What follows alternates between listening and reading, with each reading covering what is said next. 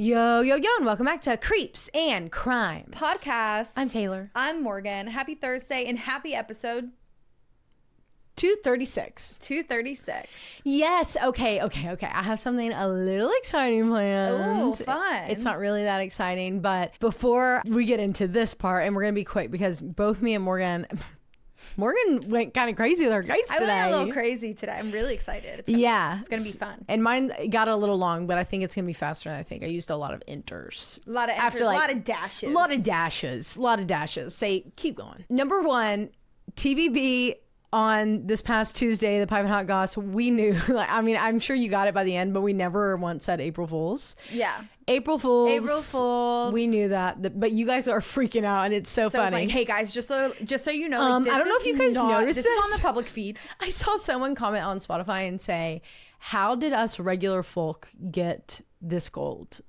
Like, no, truly, only because it was April Fool's Day. But okay. Second thing I need to tell you, I've been dying to tell you when we've been sitting here chit-chatting before we hit record, but the funniest fucking thing happened this morning just in time for Easter, so I wanted to fill everyone in on it. Okay. Before I say this, both me and Logan are Christian. We go to church every Easter, and Christmas Eve, and that's about it. But we were both raised Christian. He's not an idiot. Okay. So it's like 9:30 in the morning. Ding dong. Someone is at your front door. No. Yeah. And they rang the doorbell. Half of me thinking, delivery driver. Maybe I need a sign for something. I don't know what I ordered. Factor. But who knows? Could be our factor that's coming. And I was like, let me just peek on the Ring app. And there's two older women standing there. They're in pantsuits. Mm-hmm. And I'm like, that doesn't look like the production company that will come and film. So I'm going to say no. Well, Logan's on the phone, and Logan's like, hey, let me call you back. He's on the phone with his mom. Do you recognize these people? I was like, no. And he said, okay, well, let me just see what they want. So he goes on the Ring camera, and he's like, hey, I'm so sorry. I'm in a meeting right now, so I can't come downstairs to open the door, but can I help you guys? And they're like, hi, we're from blank, blank, blank. We wanted to bring you over an invitation to invite you to the memorial for Jesus. Logan says, Jesus died. Logan says, I am so sorry for your loss. and I'm behind him, and I'm trying not to laugh or say anything. So I grab his shoulder and I whisper in his ear, Jesus. They're saying Jesus. And he can't hear me, and he's mad because, boys, you can't talk to him when they're on the phone. Right. They're like, what? So he's like, I'm sorry, can you say that again? I couldn't hear you. You were cutting out. So the woman says it again, and look at this. Yeah, I'm so sorry for your loss. Just leave it on the front porch. Thank you. And they're like, okay, sir, thank you. And they walk off. You are now a target list. Your address is now targeted. They were like, for they every Jehovah Witness don't know in the Knoxville area, because they're gonna be like, this house doesn't even know.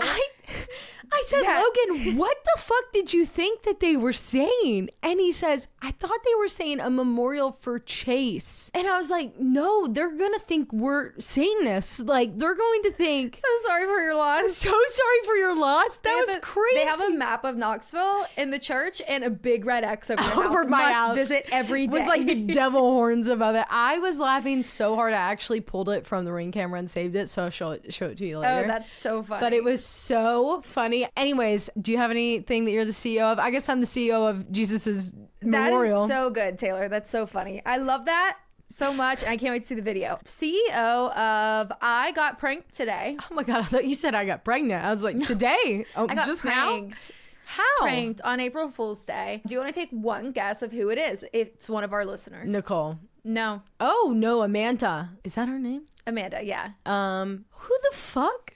Who the fuck do you think would prank me out of our listeners? Seth.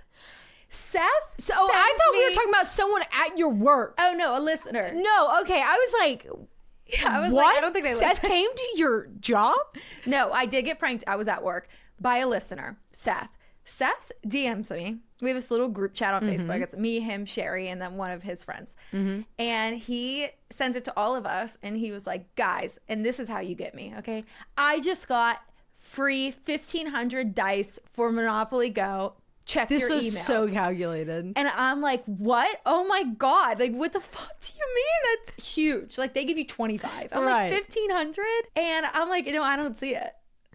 And he just let it play out. He's like, April Fools. I'm like, fuck you. off That was right so now. mean. Yeah, no, so if you mean. want to know how to get me, that's the way how to you get me. That's it. It was good though. That's was really a good good. calculate. How long did it take to think of that? Or was that just on the spot? Yes, I have to know. I need to know. And he told me how he got Sherry too. Well, Sherry told me how he got her. And he's like, this is my holiday, a holiday full of pranks. And St. Patty's Day, our holiday. Seth, April Fools, Seth, big prankster. big April Fool's guy. Oh, it was That's so funny. so funny. So I guess I'm the CEO of getting pranked. Well, today at least. But actually, this is what I'm the CEO of. Overstimulation. I have been the last like 3 days now, like ripping my clothes off because the way they're touching me just not is just working. not doing it. I laid in bed last night, ripped my pants off. Yep. Ripped my big t-shirt off, laid there naked. Yeah. Took my underwear off. I'm like, it's too much. It's too much. I can't take it another And minute. then I woke up at like 3 a.m. like this. I'm just shivering. And it's been like that. Like even today, I was Yeah. like, I'm putting on PJ pants. Like I can't be in tight clothes right now. Yeah.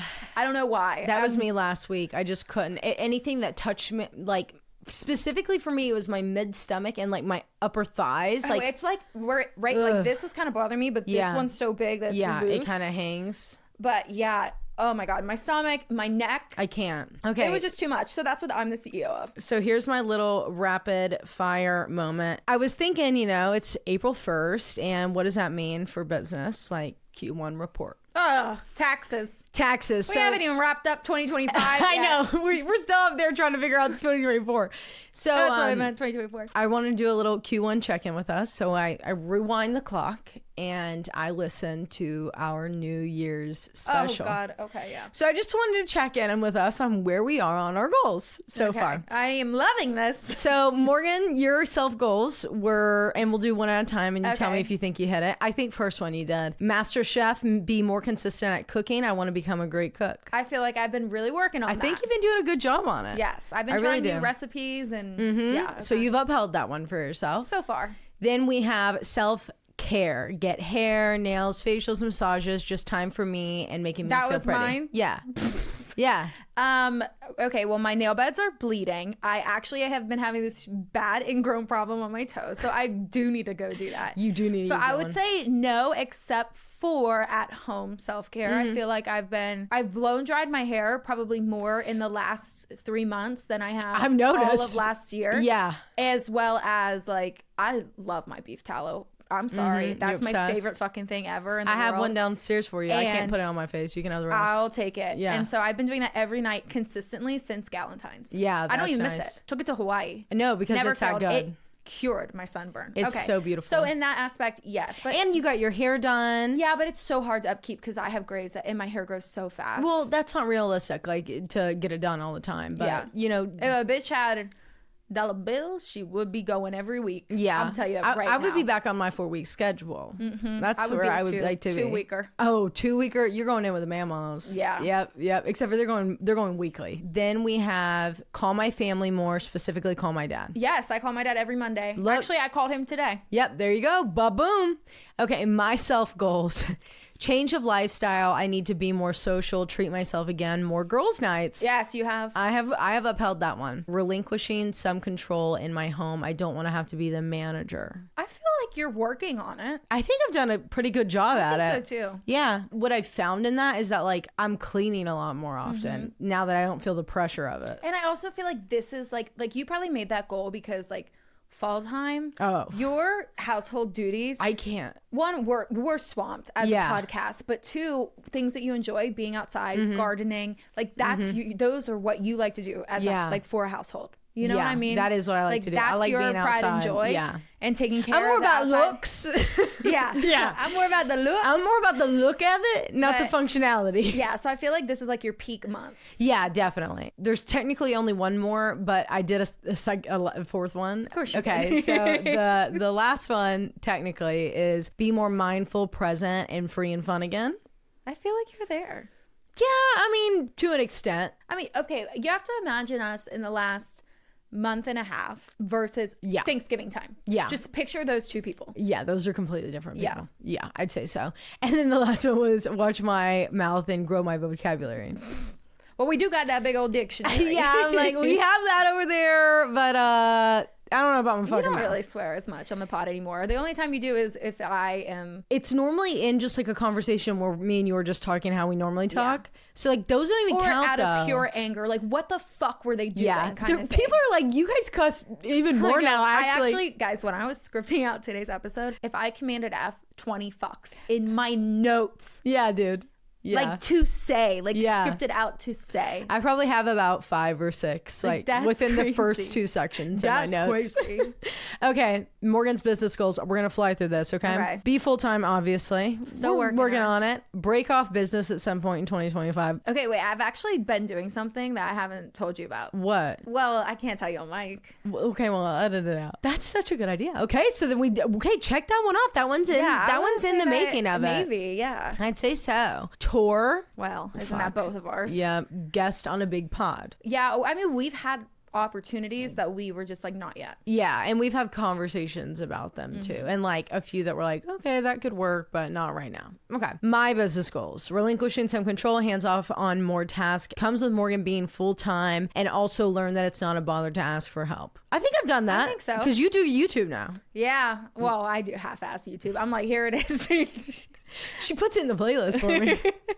And she marks no for kids. Well, she will never monetize it though. I always have to go. I can't monetize it because it's usually so late at so, night, like, and then so processing. it's so processed. So then I'd have to remember at 4 a.m. to go and I made that mistake one time, and I was like, I can't do that again. Get over burnout, but specifically fear of failure that causes the burnout. Be more spontaneous with like photo shoots, crazy ideas, and last one, go with our gut and say fuck it. Think we've like upheld. Yeah. I don't know about the spontaneity. You had a little burnout last month. Oh yeah, definitely I had a big burnout.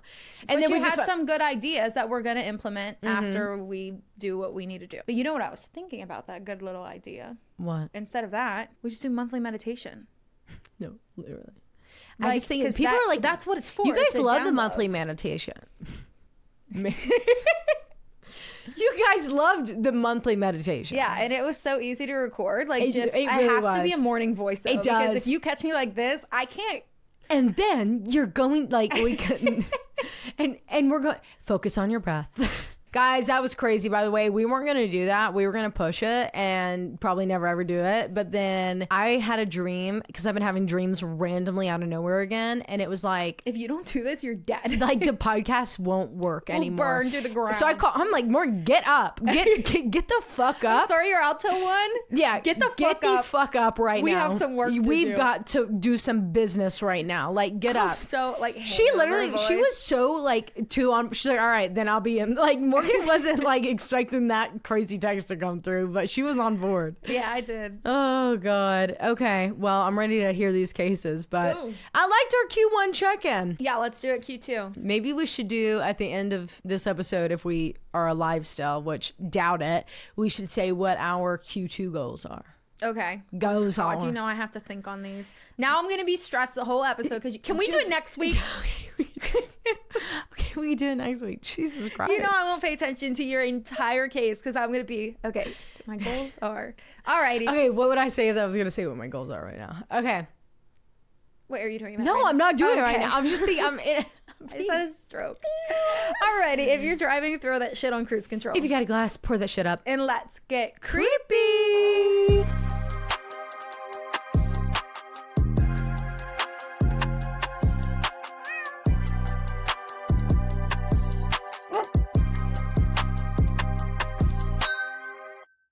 Okay, Morgie Poo, what the hell you got going on today? Today, I have a very, very scary story that gave me nightmares of some sort. I just can't remember them last night. Oh no. So this is the Bill Vale story, and my sources for this are the Paranormal Witness Show, season 3, episode 17, and it was called The Visitors, and then also Mr. Ballin YouTube posted 5 years ago. 2020. Oh my God. That's crazy. That is crazy. And the title of that, I don't want to read the title. Just search the Bill Vale story. Yeah. Because it'll give it away. Okay. So in 2002, Bill Vale wanted a fresh start. after divorcing his wife, and the separation kind of caught him off guard, and suddenly he was left with this huge missing piece of his life. So he thought it would be best to relocate closer to his brother, Bob, in Arlington, Texas. And if you were to ask the family how they would describe Bill Vale, they would tell you that he's very detail-oriented, he's scientific-minded, straight to the point kind of guy. And truthfully, he lacks imagination and doesn't really have time for creativity. Okay. Is what they would say. Which is why Bill might be one of the most credible paranormal witnesses of all time. Oh, shit. For 15 years, Bill spent the majority of his time at NASA working as a robotics engineer, as well as dabbled just for a little bit as a pilot for NASA. Okay. Which does NASA have planes? Because I was so confused by that. Yeah, definitely, right? Like what? But like, where do they go? Like, where are you going in a NASA plane? Yeah, like that's my question too. Antarctica? Maybe like to go to like Houston. You're and, right. Like taking the astronauts and people. Yeah, like just moving like products and shit. Yeah, maybe. Yes. But when this life-altering divorce took place and the relocation, he also wanted a career change. So he took a job at his brother's water purification company. And obviously, this is a very different career choice than a robotics engineer at NASA. No, really. But Bill was desperate for some sort of comfort during this time and a sense of familiarity. So what better way to do that than work with his brother? Bill had only been living in Arlington for a couple of months and working at his brother's water company for a couple of weeks. He found that keeping his mind busy was best and healthiest for him at this time. So when a Saturday house call was called in and there were no other takers, because anybody that they're like, hey, dispatch is like, hey, someone needs to come visit this house. Everybody on a Saturday is gonna be like, absolutely the fuck not. No, thank you. They can wait till Monday. It's literally a water purification company. Like, it's not like they're out of water. Right. Like, this is convenience for them. This is like the guy in the kitchen. Oh my God, Robbie. Like, if he was like, I'm coming on Saturday. Robbie doesn't go out on Saturdays. But Bill took it. It was a simple Saturday job call. He was to go to the customer's house and install and demonstrate how to use this water purification system. Simple. But it was weird from the start, because the dispatcher, or the employee that takes the weekend calls, reached out to Bill and told him, hey, I know this is strange, but the customer is adamant that you need to be there at 5 o'clock, not a minute later and not a minute earlier. Oh. And Bill is like, okay, well, what the fuck do I do? Because it's 3 p.m. and I'm already on my way. Right. As a worker, that would simply piss me off. Oh, you call me in on the weekend. Because you don't know how to work your iPhone. But then you need to be like, actually, like, you need to come at this exact time, as soon as the clock strikes 5 p.m. No, because Saturday at 5 p.m. is PJ lounging, binge watching TV. Dinner early, time. and then you have a second dinner 3 hours later. Right, and then a bowl of ice cream. I know how to cup. But or that's what you do Saturday at 5. So if you're calling me in in at 3, I'm going to be there at fucking 3. But either way, Bill didn't respond. But like, I'm already doing you a favor by coming on a Saturday. You can't, beggars can't be choosers. But Bill didn't respond the way that we would. No. Because I would have been like, fuck you, I fucking quit then, literally. Yeah. It was his first couple weeks on the job, and he didn't want to make a bad impression on his brother or his coworkers. So he's like, okay, well then I'll just go grab a bite to eat since I'm already on my way, and this is a huge inconvenience, and I will be there at exactly 5 p.m. because the customer is always right. When the clock strikes 4:59, Bill exits his vehicle and he starts walking towards the home, timing it perfectly to get to the doorway at 5 p.m. And he makes his way to the front door of this customer's home, which was a big red old brick house. He could see as he was walking up that the door was left cracked open. And even weirder, as he was getting closer, he starts hearing some disturbing noises. Oh. The sound of a woman screaming.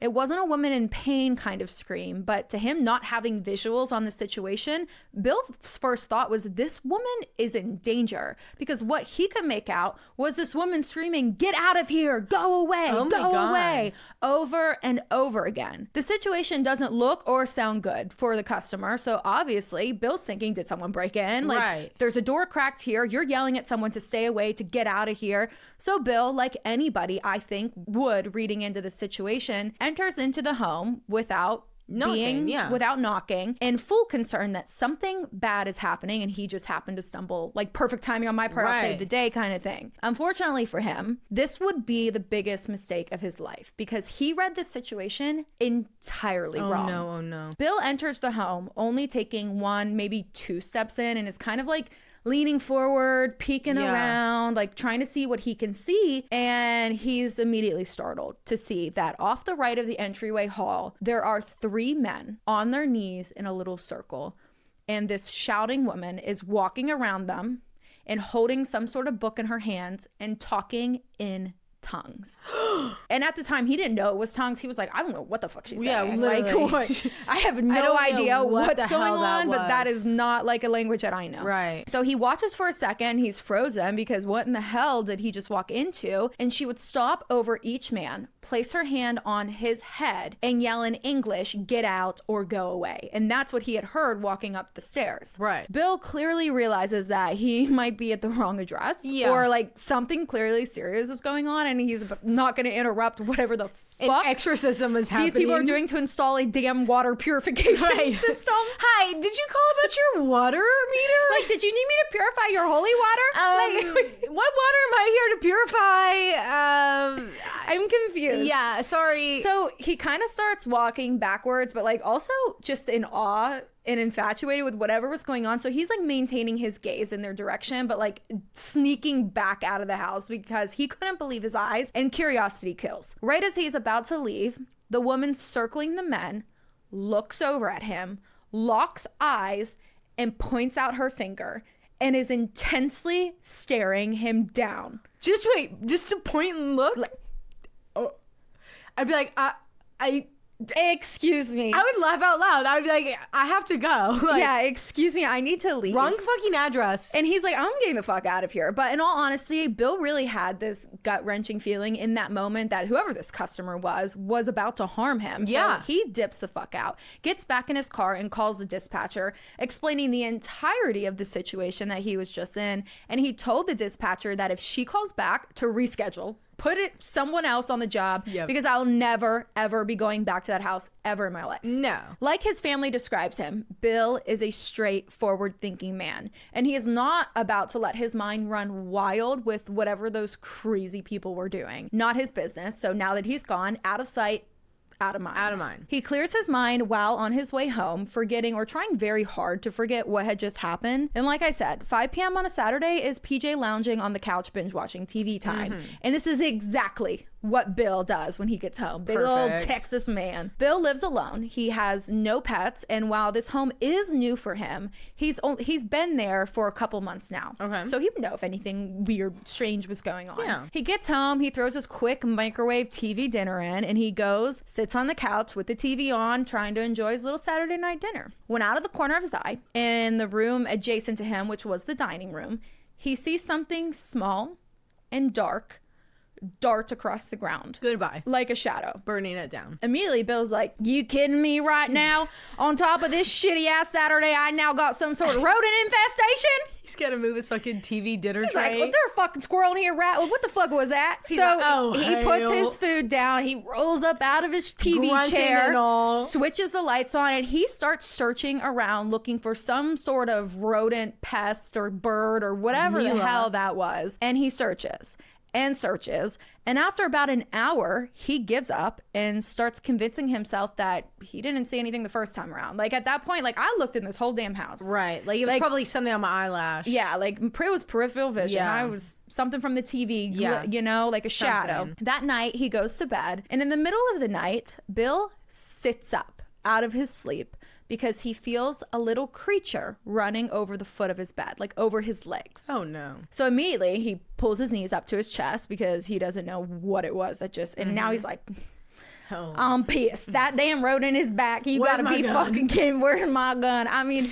and if you look him up, he just looks like the sweetest Texas man, but like the most classical, like that you could think of. He's like, dagnabbit. Yeah. So first you interrupt his TV dinner and then his sleep. Bill, he was not having it. Like, okay. Can you imagine Pappy being like, oh, No, hell. dude. So he jumps up, flips on the lights, and he starts looking everywhere, knowing that what he felt was a rat of some sort. He checks under the bed, the closet, the dresser, all over the place, and would even stop every now and again to see if like he could hear any movement, but there was nothing. He heard nothing and he saw nothing. He convinces himself that he is so fired up about earlier that he probably dreamed about the rat and that's why he felt it. Like he was so mad he couldn't find whatever he saw that he was like, there's something in this house, and it got into his imagination or whatever, because like we said, Bill is a scientific minded person. And I do that shit too. Yeah. So he goes back to sleep, only to be waken up again shortly after to his bed, violently shaking. Oh shit. Bill jumps up again thinking that there is a legit earthquake in Arlington, Texas. Right. So he's running around. He's looking out the window. The lights are on.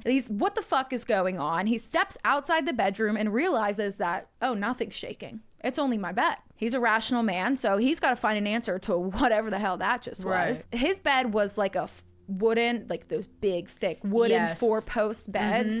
Like that would be a canopy bed, but without the canopy. Yep, my mom had one of those. Yeah, and we know furniture made in the 90s and early 2000s, and even before then was like real ass wood, not the shit that we have now. Truly. So this was heavy. Heavy as hell, dude. Heavy as hell. One time Phoebe was swinging around on one of the posts in my mom's. And she went flying across the room and ripped the whole thing off with her because it was like connected through those like big, you know, wood knobs that they put in it. And it goes flying off with her. I know, your mom was Dude, pissed. it like put a hole in the wall. That thing was so huge and heavy. And Phoebe, I'll never forget Phoebe's face. She was little. She like her eyes were so big and she jumped up and she like ran and brought it to me and I'm like, what the fuck am I gonna do with it? Go get the boss. She was probably like 4 when that happened. Like, that's she was so young. funny. That was so funny. Oh my God. Oh, that's good. So this bed was heavy and Bill, who was quite a bigger guy, grabs one of the posts to try to lift up the bed and it wasn't even budging. No. Like, it's a heavy ass They're bed. like a ton. So he rules out that he was shaking it himself in his sleep and he was back to the earthquake idea. So he jumps on his computer in the middle of the night and he starts researching like recent earthquakes in Arlington, Texas, earthquakes near me, Texas, earthquakes near me, like we still do today, because an earthquake in Texas, like that would have made the news by this point. That doesn't happen. There would have been like an Amber Alert sound going out. Yeah, but he wasn't coming across a single headline for any sort of earthquake or explosion or any abnormal thing that was going on that would make sense in this area. So he switches up gears. He starts looking up the closest military base, which was actually only a couple miles away. So he was like, oh, well, maybe it was just a jet landing. Yeah, that's what I say. Is sonic boom, yeah. like maybe a drone going overhead. Yeah, something. Helicopter. Something, maybe, possibly. Dude, helicopters will fly so fucking low that you think you're in an earthquake. Yeah. And then he was also like, there's a lot of oil rigs in this area too. Right. So maybe one exploded. We'll see it on the news tomorrow. Like, surely that was nothing. He's a rational man, Morgan. Yeah, he's rational. So he's like, I'm just gonna go back to bed. And at this point, Bill hasn't put the possible rodent situation and the bed together. Like, these are two separate, unfortunate and annoying occurrences to him. You know, like he's thinking there's a rodent in the house, and now he's thinking that he's just thinking that he should have taken a more drone just flew melatonin over or an oil rig blew up. Literally. Yeah, that is exactly what he thinks. So he continues searching on his computer, and his internet goes out. He tries troubleshooting it a couple times, but it wasn't working. And he needed a reasonable explanation for whatever happened. So he's now wired. So he calls his service provider to have them try to fix it. And one of the funniest comments on Mr. Ballin's YouTube was someone being like, the hardest thing to believe in this story was that the service provider picked up at 3 a.m. No. Yes. Like, 100%. how did you get in touch with somebody? No, that's actually insane. That's actually insane. Like, that's the most unbelievable aspect of this story. But it was 2002. Yeah. So, I mean, whatever. I lost my place. Military base. We did and that. like internet back then, they were taking that shit serious. Yeah, they were. So he calls a service provider and someone picks up. Yes, can't imagine anyone picking up, but someone does. And they're like, yeah, you know, it's showing that your internet's down. Let me try to fix it on my end. Hold, please. And the elevator music starts. After a couple minutes, this elevator music starts to distort to some sort of like static. And then a voice comes through the phone. Demonic, deep, nasty voice with distorted elevator music behind it. Oh. That is my worst nightmare, actually. Oh, like, what? What the fuck? It's like when like a merry-go-round slows down and it's like, yeah. Ooh, I hate that. Eerie. Yeah. And this voice is speaking nonsense in a language that Bill did not understand, but a language that Bill had heard just earlier that day at the customer's house. Oh, tongues. Whatever it was saying, Bill felt threatened. So he lets it go on for about another 60 seconds before he's like, all right, I'm hanging up because what the hell is that? Yeah. So he hangs up the phone. These internet servers are of the devil. I told everyone. A couple seconds later, he gets a call back from the service rep. And the guy's like, oh, sorry, we got disconnected. And Bill is immediately like, yeah, I disconnected it. Did you not hear that strange voice on the line? Like, was that you? Hell? Right. Like, what was that? Were you guys playing a prank on me? Is that yeah, and the service rep, because, you know, they follow like a script pretty hard. Yeah. Oh, yeah. There's like cue cards. And Bill said that he remembers him like trying to stay on script, but like kind of like veering off and like getting choked up, and he's like completely goes off script and is like, yeah man, like I did hear that and I don't understand how that happened because we use a very secure phone line. The service rep tells him that he placed him on hold very quickly. It was not as long as Bill was saying. He was talking, like he was yelling out like, Bill, can you hear me? Are you still there? And all he was hearing back was that static distorted voice. And so he's like, I was yelling out, but I couldn't hear you, only this voice. And to sum it up, that's obviously not the exact conversation they had, but yeah, man, you know, they didn't say that in 2002, but you get the gist. But the service rep is like, look, like, I'm so sorry. I'm going to have someone look into that. Like I said, our lines are very secure and that was very strange, but hey, I got your internet back up, man. And they end the call. Well, thanks, John. Yeah, thanks, John. I'll sleep peacefully now that the internet's back on, but I don't know where that devilish voice was coming from. And Bill feels like for the first time that he's losing his mind. Yeah, for sure. He tries to get some sleep, but he's just laying there, replaying the entire day and now 4 strange events that have taken place over and over again in his mind, trying to grasp whatever was going on. He was now at this point of like disorientation because 1, he's had the stressful day straight out of hell, and 2, he's had little to no sleep.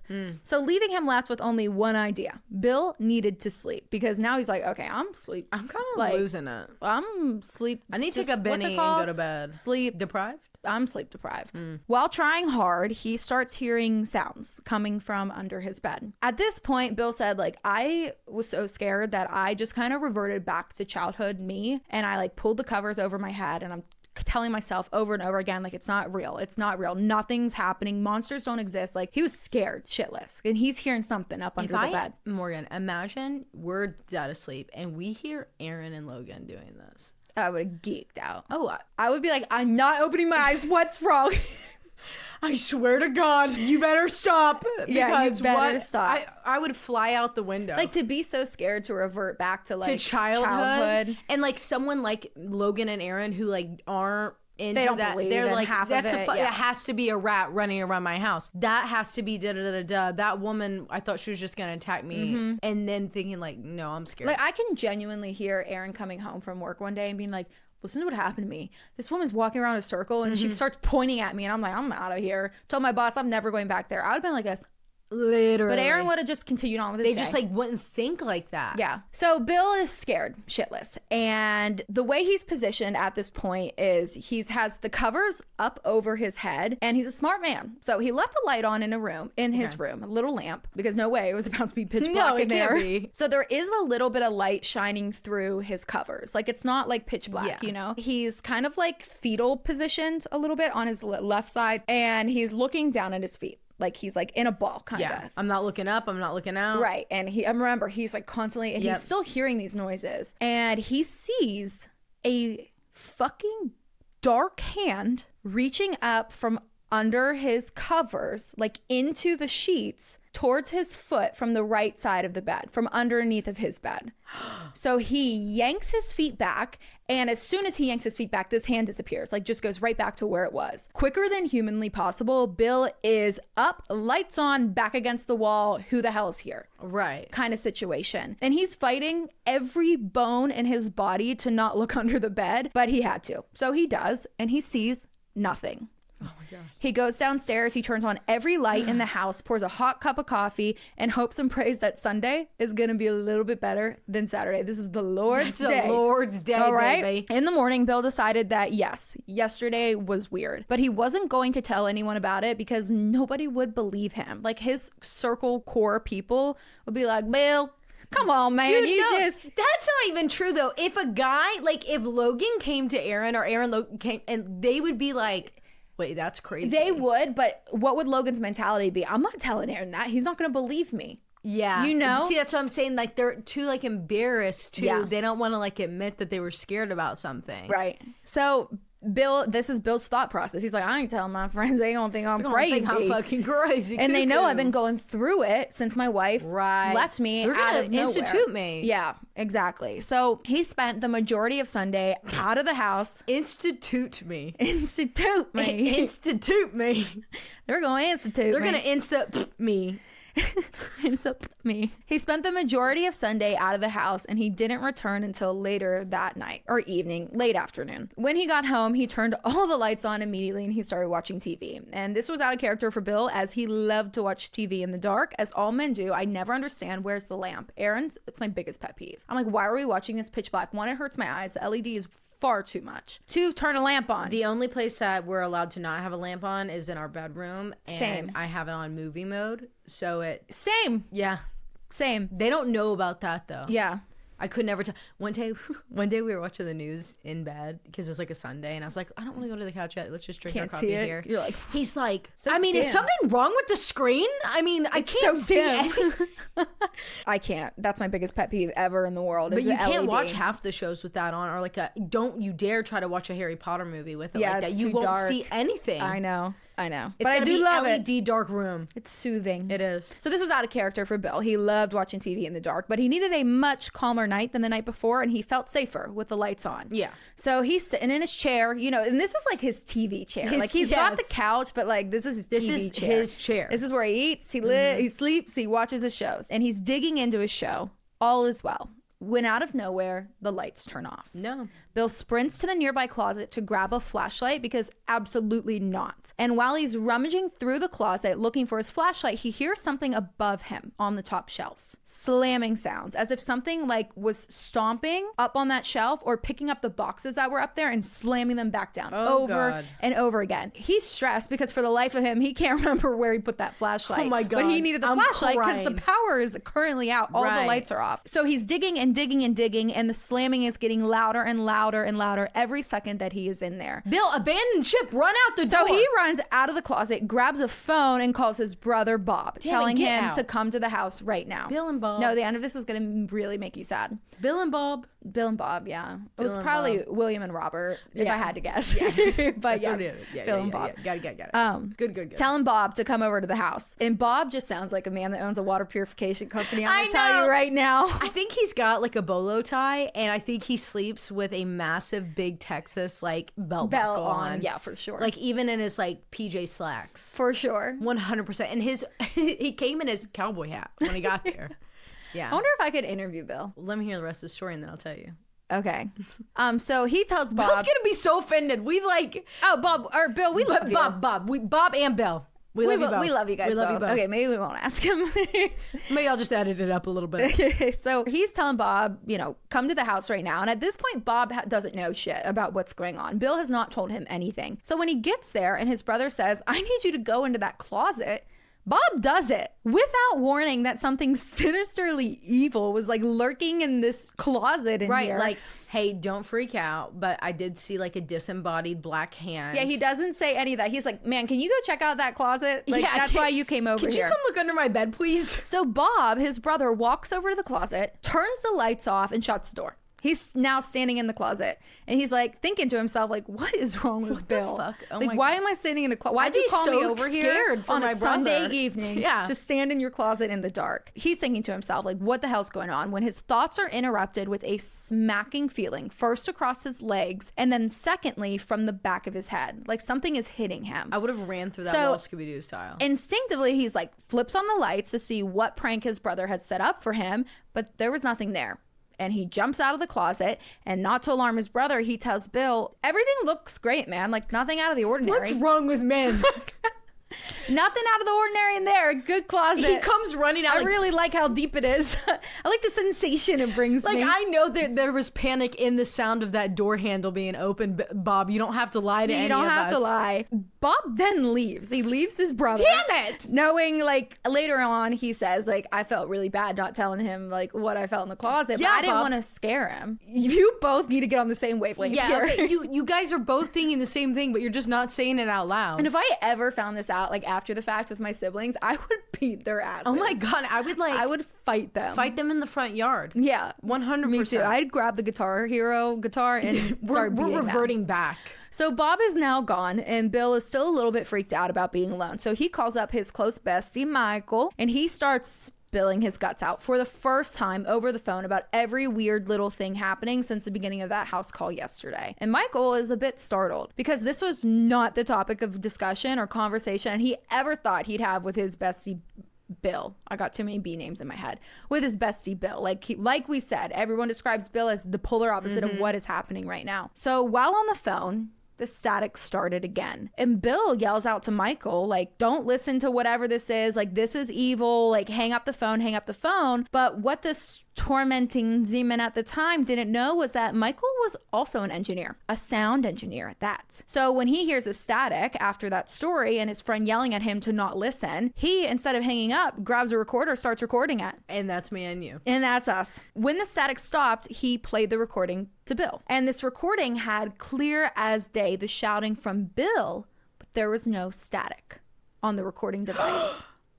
Which didn't make sense to either party on either end of the line because both of them had heard that static clear as day. Oh my God. And even Michael's like, no, I heard, that's why I picked it up. Why I wouldn't just start recording you for screaming at me. Don't listen to it, it's evil. Don't listen Well, maybe to I it. would if I was going to institute you. Yeah, if I was going to you. I couldn't even get myself, my lips are so dry. But yeah, so there was no static at all. Bill goes to sleep that night and actually not much happens. It's the one time that he can get some rest. But after work on Monday, he was scared to be alone. So he invited his brother, Bob, and his wife over for dinner. Bill sat in his usual chair in front of the TV, and Bob and his wife took their plates and they sat on the couch. And this is when he sees it again. Something running. This time a little bit bigger, on all fours out of his peripheral in the dining room. He jumps up, startled, asks his brother to sit in this chair. Hey, Bob, get your ass right here in my Bob, chair. You ever wanted to try out my Lover Boy 3000? You know, Bob is like, me? Get in your chair?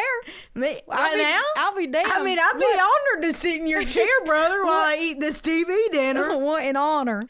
Now, Bob is literally just going along with this. He went to the closet that his brother called him over to go into in the middle of the night, and now his brother's like, come sit in my chair. I'd be like, what, is there a needle in it? Am I going to get slapped again? Is there a whoopee cushion? Are you trying to kill me? What the fuck? Okay, so Bob, while sitting in the chair, jumps up startled as well because he just saw the same thing. He's like, Bill, what the hell going on here? I just saw a large creature on all fours running across this room. They then asked the two brothers, are like, I don't know her name. Hey, Leanne. Leanne. Hey, Leanne, I need you to come sit in this chair because we think we're going crazy here. Leanne's like, where's the whoopee cushion? So Leanne gets up, and that's a made-up name. Leanne gets up, and she sits in his chair, and alarmingly, she confirms and sees it too. Bill then tells Bob everything that has been going on. Spill it, Bob. And his brother is like, Bill, you need to come stay with me and Leanne for a couple days. You got to get the hell out of this house, I didn't tell you, brother, but in that closet. So pack a bag. Something did be slapping me. Bill refuses. Because he's like, look, man, I really don't want to leave. I don't want to give up on my home right now.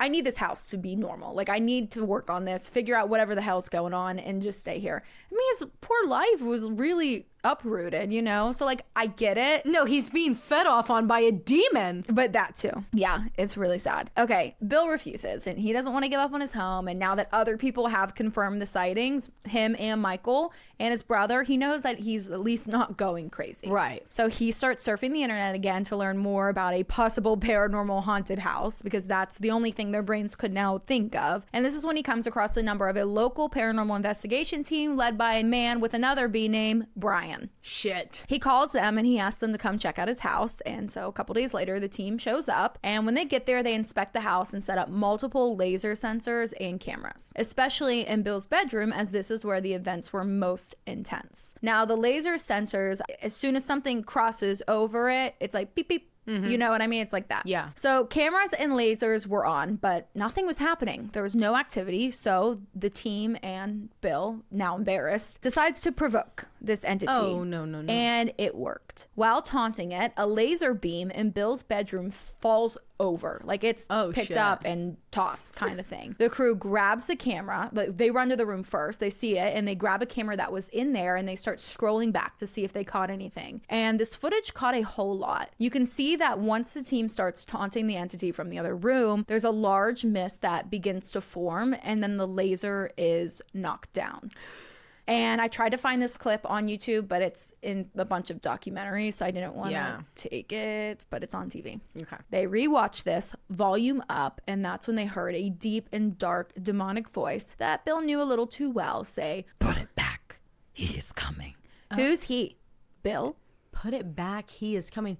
After the laser or before the laser? The laser is knocked down, volume up, demonic voice, put it back. He is coming. So they're like, put it back. They're coming. Like the they're team, coming. the investigation, and they didn't want to be caught. Yeah, kind of thing. Because that happens a lot in paranormal cases. When investigation teams come, there's no activity. They're like, shut it down. And it sounds like there's more than one, and like one is trying to keep everyone chill, and then there's one who's just like, oh, if they want to fucking say that about us. I think there's definitely more than one. Yeah. This was enough evidence for the team to pack up their stuff and very kindly but forcefully suggest to Bill to pack a bag and get the heck out of this house for a couple of days. But Bill refused. His life had been so absent lately, and this was his fresh start. He'll be damned to be a little startled boy and have to restart again. Whatever this was, Bill could handle it. That night, Bill left all of the lights on, turned on some happy, upbeat music. He's grooving, and he went to bed with the music still on and the lights still on. While laying in bed, focusing on the music, he heard what sounded like a large truck crashing into the side of his house over and over again. So he gets up, he runs outside to like see if there's any damage. Like, is someone out there? Right. Like, what's going on? Did a tree just fall? Or branches smack in the house? There's nothing outside the home. The second he stepped back into the house, he heard the sound again, but this time in the dining room.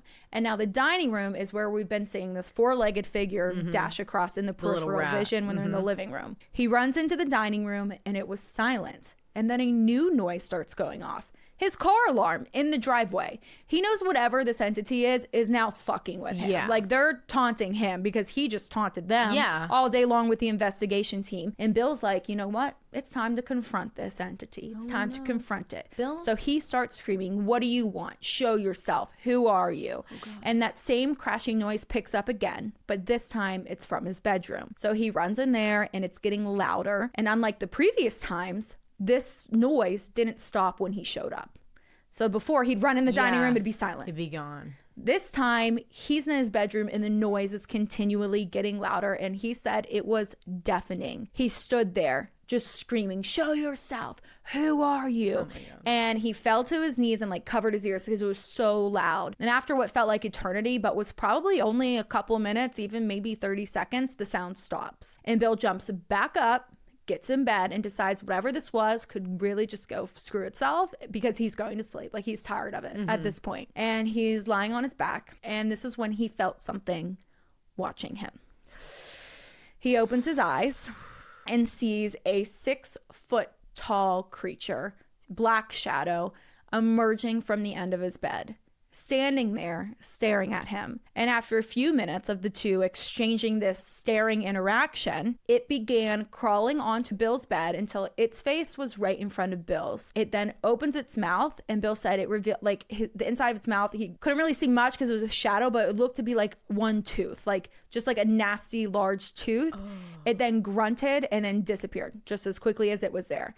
He said it felt like their interaction was forever, but it was only a couple. Yeah, I mean, you fucking asked for it. Right. You literally said show yourself. Really quickly, let's just remind people that you don't say, come here and show yourself.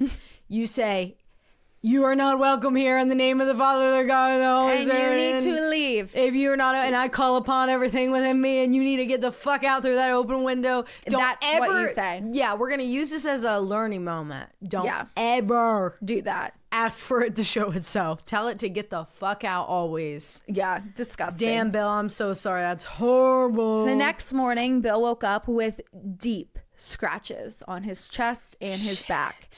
And things like this would continue to be physically abusive for the next couple weeks, to the point that Bill was hospitalized at one point, and waking up with scratches was just routine. It was an everyday occurrence. Bill was never alone in the house. Things would be thrown at him, shadows in his peripheral, unexplainable sounds, just like constant tormenting. He did multiple exorcisms on not only his house, but himself. Things never got better. As time went on, Bill realized what had happened, and everyone that he talks to, that customer service weekend call, that weird encounter that he walked into, how he had to be there at exactly 5 p.m. That lady was exorcising those men, and she needed a vessel, and Bill was that vessel. Yep. He took on the demons of 3 men. Yeah. Later years, when asked why he didn't move and sell the house, Bill said that he didn't wish that to happen to anybody else. So he has been living this way in this home for over 20 years and to this day. And that, my friends, is the terrifying Bill Vale story. And no, it is not a creepypasta. He's still there. And no one's cast them out? Not working. Call the Vatican. Literally. No, seriously. Call the Pope. Yeah. Yeah, no, he's... Bill, we want to help you out, Like, brother. at this point, is the demon sitting there having TV dinners with you? Like, are you guys just buddies now? Like, I don't understand how he hasn't left. And there's a lot of post interviews about like why he won't, and he's like, I mean, that woman fucked me. I have more morals than that, and I don't want to do that to anyone else. So maybe he has this fear of like exercising these demons is just going to give them to someone else. Maybe he feels like he needs to take this on. You know what I mean? Like, I could see that being a rational fear. Honestly, given God, his I would sue experience. that woman. How? This is Texas. I guess I would find enough proof. Well, exactly, it's Texas. This is the devil. You're right.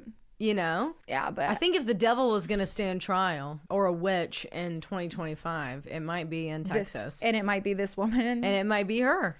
Yeah, no, it's really fucking sad, actually, because you're right. They probably are feeding off of him. And I do believe a story. I do think that maybe, you know how Southern men do. They like to just spice it up a little. And maybe that was the case, or maybe it wasn't. Maybe it is fully true. I mean, this is a credible man working for NASA for 20 years. Right. And everybody up until 2002 was like, I mean, no, he's got a head on his shoulders, but his life shattered. Yeah. And that makes someone vulnerable. There's a crack. And I feel like that also changes someone's character sometimes. Yeah. And their emotions and like everything. Yeah, it's gonna have to be like a Susan that like stays there for a long time and little by little pulls all these things out. This is not like an overnight. And I'm sure that's what he was probably hoping at the beginning. So after a while, when it wasn't working, he was like, fuck it. Like, yeah, it's crazy that he's just roommating with demons. What does he think's gonna happen when he dies? I have no idea. Like, I'd be like, you gotta pay rent. I mean, I'd be like, write it in my will that this house has to be torn down because. Well, and that's what I don't understand. Like, just abandon the house, leave them there unless they're with him. No, see, that's why I think he's not leaving. Like, he can't. Yeah, like he would have to be exercised. Yeah, but also like how fucking terrible but also powerful would that woman have to be to no literally well 3. At first I thought you were like covering this true story behind like a American Horror Story or something, because that's what it sounds like. I saw that main woman, what's her name? Yeah, I know who you're talking about. Damn it, what's her name? I can't. Yeah, no, I have no idea. I have so many I just questions. Yeah, but there's a lot of interviews with this man. Okay, well, I'm gonna go down the rabbit hole. Please do. I will, because I would like to know. I would like Susan to read the situation. Oh, Morgan, that was good. Thank you. I like that. I like cases like that a lot. I know. They're few far in between, but they're there. So good when you find them. And you space them out the perfect amount, too. Because I'm always, oh, what? I know. Give me more. Oh, my God. These are the best. Oh, that was really good. Thanks. Well, thank you, Morgan. You're welcome. My turn. Okay, so today I'm going to be telling you the case of Jennifer Kesse. Jennifer Joyce Kesse was born on May 20th, 1981 to Drew and Joyce Kesse in New Jersey. And at some point, like really early on in her life, I'd probably say when she was an infant, her family moved to Tampa, Florida, where she would spend the rest of her childhood with her brother, Logan. Jennifer was incredibly intelligent and gifted, which was evident at a very young age. Like, for example, she was speaking in full sentences at just a year old. That's crazy. She was really well loved by everyone that knew her, especially at school as a child. She was always her teacher's like best student, making top grades, never getting in trouble, yet she was very social and was friends with a lot of people. And in Tampa, Jennifer graduated from Vivian Gaither High School, after which she enrolled at the University of Central Florida in Orlando, where she was an 80 Pi, graduating in 2003 with a finance degree. I want to go 80 Pi. Boom, boom. Boom, boom. Oh, God. Jennifer really enjoyed the Orlando, like Orange County metro area. I think it's like 3 other cities that for some reason are not coming to my brain right now. But there's like a big like Tri-City metro area down there. And she really liked it. So she decided to stick around after college. She bought a very nice brand new condo in Orlando in 2005 and began working as a finance manager, or had been working as a finance manager at Central Florida Investments timeshare company in Ocoee. Some sources say that her first job out of college was actually with Westgate Resorts, where within her first year she got 3 promotions. Now that could technically be the same as the timeshare company that I just said to you, or it could be different. I could be wrong, but like it seemed like every other source I looked at, it was giving me 1 or 2 of those names. So most common was the Central Florida Investments timeshare company, but anyways, no matter what though, everyone Jennifer worked with loved her, and she was incredibly responsible, kind, and just like a great co-worker to be around. By 2006, Jennifer was 24, loving her job, her brand new condo, and her life, especially with her boyfriend, Rob Allen, who she had been with for over a year at that point. Despite them being technically long distance, with Rob living in Fort Lauderdale and Jennifer living in Orlando, they were very, very serious. They would take turns visiting each other on the weekends and go meet up for like weekend getaways as much as possible, which is exactly what they were doing, a little 4-day long getaway together from Thursday, January 19th, 2006 to that following Sunday. Rob and Jennifer had gone down to St. Croix in the U.S. Virgin Islands, arriving back in Fort Lauderdale late on the night of Sunday, January 23rd. Now, while they were gone, Jennifer offered to let her brother, Logan, and his friends stay at her condo in Orlando as like a little in-state vacation. So Logan and his 2 best friends did just that, and even invited one of their friends that now lived in Orlando to come and like hang out with them a little bit and run around with them. By the time Jennifer and Rob got back Sunday, Logan and all of his friends had already gone back home to Tampa or where they lived in Orlando. But because it was late and after a really long day of travel, Jennifer was like, I cannot drive the 3 hours back to Orlando right now. I get that. Yeah, it's dark on the turnpike. Absolutely not. I can't. So she decides just to go to bed early with Rob because they were both exhausted. I'm sure, like, also, you know, when you're coming back from like an island vacation, you're so burnt and you're just like exhausted, so exhausted. Thirsty, like the most thirsty you've ever been in your entire life. You're still hungover from the all-inclusive, like your ears haven't popped. Yeah, and all you want is a good meal, but you can only go get McDonald's because you're too tired. But that's okay because you're at an all-inclusive and you're actually craving a greasy McDonald's and that's burger. exactly what you're looking for, is just some normalcy here. So that's like kind of what they did. So she just goes to sleep at Rob's house in Fort Lauderdale, and she wakes up like really, really early to drive the 3 hours home on the morning of Monday, January 24th, and she just went straight into work. So she got ready at his place and then just went straight in. Jennifer made it to work on time and went about her regular Monday, just kind of like telling her coworkers about her little trip and all the things, and also prepping for this like big meeting that she had the next day at around 11. And it was like a meeting that she had been preparing for and all the things, like even Rob knew all about it. She had been like the only thing she wanted to talk about when they were on vacation because she was so nervous about it. Either way, throughout the day, she's making texts and calls to her parents, her brother, Rob, and her best friend, Lauren. She left work at approximately 6 p.m. that evening and drove home. She texted Rob to let him know that she was headed home and would call him, or like, hey, call me when you get home after work. And then she calls her dad at 6:15 p.m. for their daily catch-up call. She was like super close with her family. Jennifer got home, took in all of the like travel things. Don't dare unpack it. She just left it in the hallway. Like I'll get to that. The makeup bag, the toothbrush, and that's it. She phone brought charger, and that's it. She brought in the like rolly suitcase that had everything in it, got all the things out, and left that shit in the hallway. Right. And it will be there for 7 business days, period. Maybe 14.